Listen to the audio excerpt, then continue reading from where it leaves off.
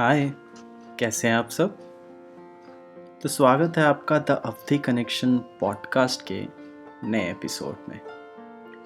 तो अक्सर हम अखबारों में या ऑनलाइन गूगल पे कभी ना कभी कुछ ऐसे इंसानों के बारे में, कुछ ऐसे शख्सियत के बारे में पढ़ते हैं, सुनने में आता है कि उनकी लाइफ कैसी थी, उनकी स्ट्रगल, उनकी हसल कैसी थी। तो वो पढ़कर हमें बड़ा ही मोटिवेशन और बड़ा ही इंस्पायरिंग लगता है। और ऐसे लोगों की कमी नहीं है, खास करके इंडिया में, जो बहुत ही छोटे स्तर से उठकर अपना नाम पूरे दुनिया में भर में कायम किया हो। तो हाल ही में मिसेस सुधा मूर्ति, जो कि इन्फोसिस फाउंडेशन की चेयरपर्सन है, and she is married to Narayana Murthy, who is the co founder of Infosys, उन्हें पद्म भूषण से सम्मानित किया गया भारत सरकार के द्वारा। तो ये खबर हमने और आप सब में से बहुत लोगों ने ये सुनी ही होगी, लेकिन मुझे जब पता चला कि उन्हें पद्म भूषण से सम्मानित किया जा रहा है, तो मुझे बड़ा ही मन किया कि उनकी इस जर्नी को एक बार सर्च करूं, एक्सप्लोर करूं कि क्या रही उनकी जर्नी इस सम्मान को पाने तक।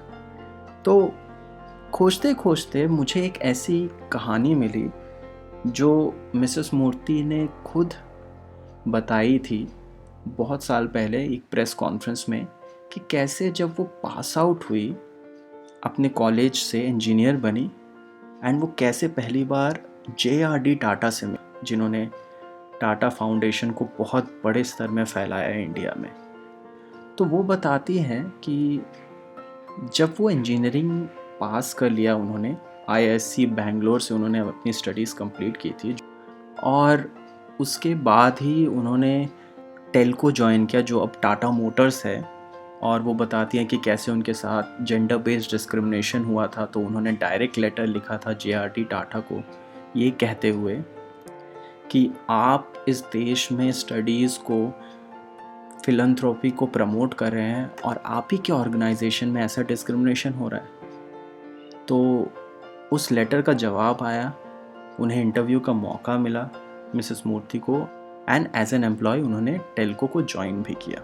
लेकिन मैं आप लोगों के साथ जो शेयर करना चाहता था वो आगे की कहानी। ये कहानी है मिसेस मूर्ति की JRD टाटा से आखिरी मुलाकात की।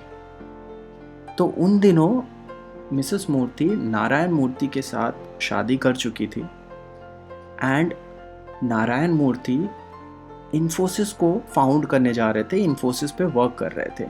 तो सुधा मूर्ति फुल टाइम उनका साथ देने के लिए, इन्फोसिस में वर्क करने के लिए टेल्को छोड़कर जाने वाली थी।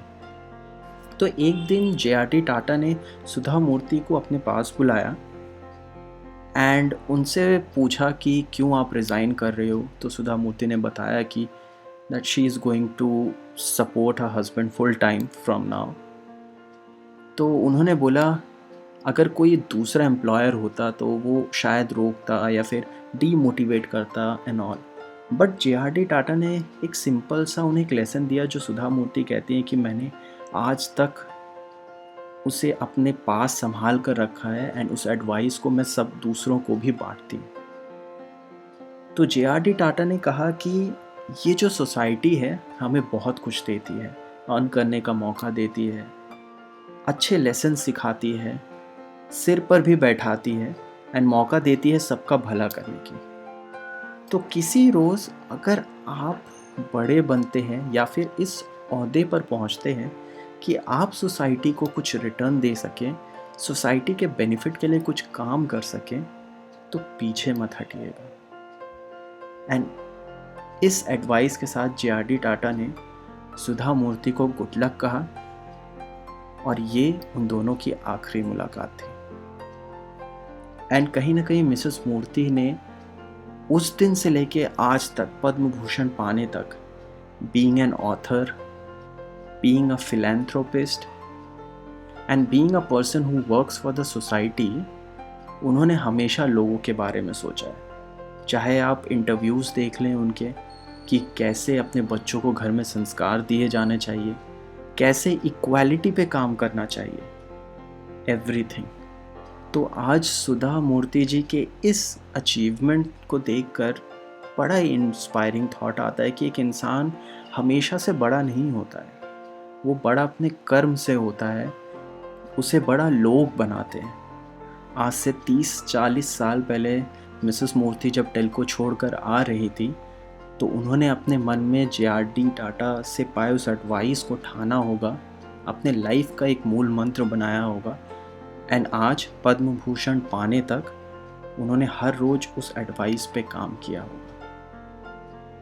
हमें कमेंट करके ज़रूर बताइएगा कि आपको क्या लगता है। आप भी कोई ऐसी इंस्पायरिंग स्टोरी जानते हैं तो हमारे साथ शेयर ज़रूर करिएगा।